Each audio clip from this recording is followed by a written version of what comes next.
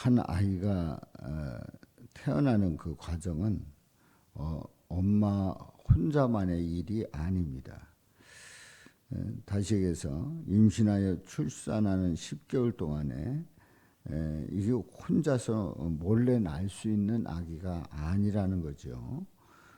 그동안에 이제 배가 불러오면서 산딸이 되면 어느 누구든지 다 이제 그 해산딸이 됐다는 것, 해산일이 가까워왔다는 것을 엄마들은 더 잘 압니다. 다시 얘기해서 혼자 낳는 게 아니고 함께 도와서 함께 관심을 가지고 또 서로 그 응원하는 가운데 또 격려하는 가운데 아이를 낳으라는 사인이지요. 바로 이 아이를 낳는 일은 함께 기도하고 또 축하하고 또 축하받을 일입니다. 그런데다가 천사 가브리엘이 약속한 아이가 있어요. 바로 이제 아들을 낳을 건데 나이가 많지만 사가랴 제사장 부부가 나이가 많지만 그래서 모두가 다 아이를 낳지 못한다 이렇게 여겼지만 아이를 낳는다. 아들을 낳을 것이고 이름을 요한이라 하라. 이렇게 이름까지 지어줬단 말이지요. 거기에 대한 기대가 클 수밖에 없습니다. 이제 마리아가 9개월째 됐을 때 함께 있다가 9개월째 됐을 때에 이제 집에 돌아가게 되고 엘리사벳이 이제 해산이 돼서 아들을 낳게 됩니다. 또 이웃과 친족이 주께서 그를 크게 긍휼히 여기심을 듣고 함께 즐거워하는, 그래서 그 엘리사벳의 그 출산을 모두가 다 기뻐하고 즐거워하는 그런 그 출산이었단 말이지요. 이제 난지 8일이 되었습니다. 이제 규례대로 아이를 할례하러 와서 그 아버지의 이름을 따라 사가랴다 이렇게 이름을 짓고자 했습니다. 그러니까 난지 8일 만에 할례를 받는, 그래서 그때 이름을 짓게 되는데 사가랴라 그렇게 이름을 지었는데요. 그 어머니가 바로 엘리사벳이 아니라는 거죠. 아니라는 거예요. 요한이라고 할 것이다. 요한이라고 이름을 지어야 된다는 거예요. 천사를 통해서 받은 이름이지요. 그런데 이 친족들은 친족 중에 그 이름이 없다는 거예요. 친족 중에 그래도 그런 이름이 있어야 되는데 그 이름이 없다고 하면 그건 지을 수 없다는 거예요.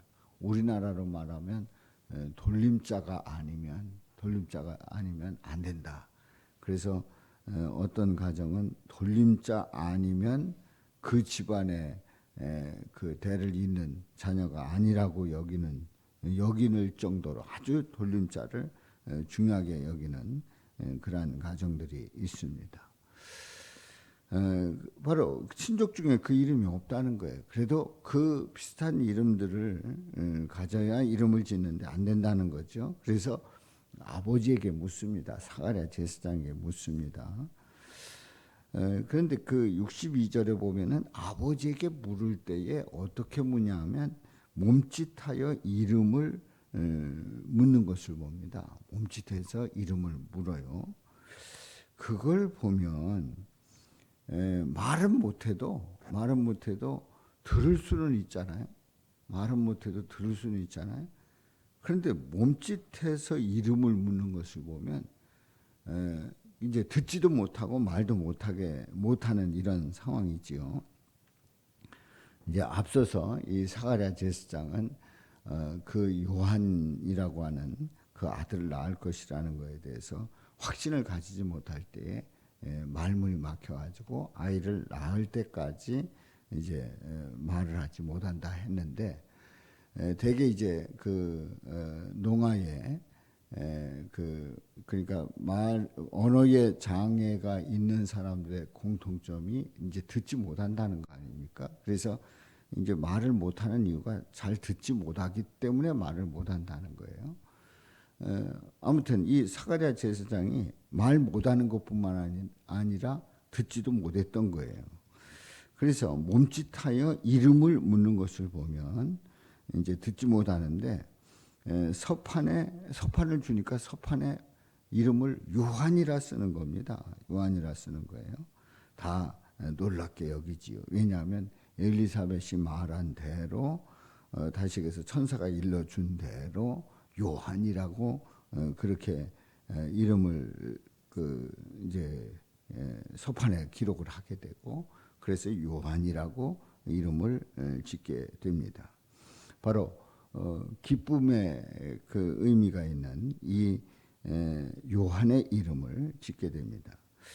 자, 이렇게 해서 이름을 짓고 났는데 이에 그 입이 열리고 바로 사가랴 제사장의 입이 열립니다. 혀가 풀리고 또 말을 하며 하나님을 찬송하니 그야말로 놀라운 일이 일어난 겁니다. 세례 요한이 되는 그 요한을 낳게 되고 8일 만에 이제 그 할례를 받으러 올라가서 이제 이름을 요한이라 짓게 되고 요한이라 짓고 난 다음에 이 아버지 말 못하던 아버지가 입이 열리고 혀가 풀리고 말을 하고 하나님을 찬송하는 이 놀라운 역사가 일어난 겁니다. 바로 사람들은 이런 모습을 보고 두려워하고 그리고 이 소문이 유대 산골까지 다 퍼지게 됩니다. 야, 이런 일이 있었다.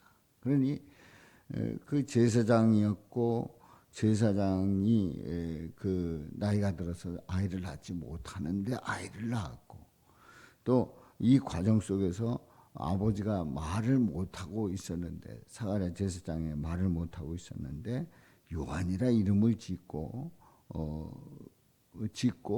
그리고 그 모두가 다 그 사실을 인정할 때에 입이 열렸단 말이죠.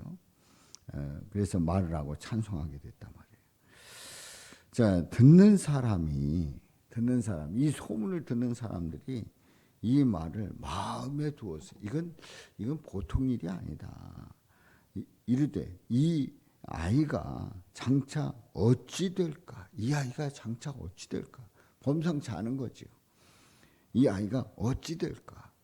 뭐 우리는 성경을 통해서 알고 있습니다만 그 당시에 그 요한을 볼 때에 사람들은 참 궁금해. 이 아이가 도대체 어떤 아이가 될까? 궁금했던 거예요. 예수님의 길을 예비하는 아주 중요한 일을 감당한 요한입니다만은 사람들은 이제 어렸을 때에 태어나서 그 되어지는 일들을 보면서 이 아이가 장차 어찌 될까 그렇게 궁금해했습니다. 주의 손이 그와 함께 하심이라.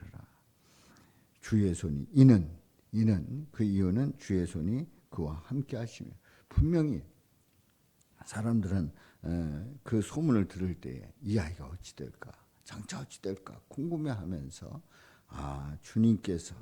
주님께서 만져주시고 있구나. 주님께서 인도하고 계시구나. 주님의 계획이 있구나.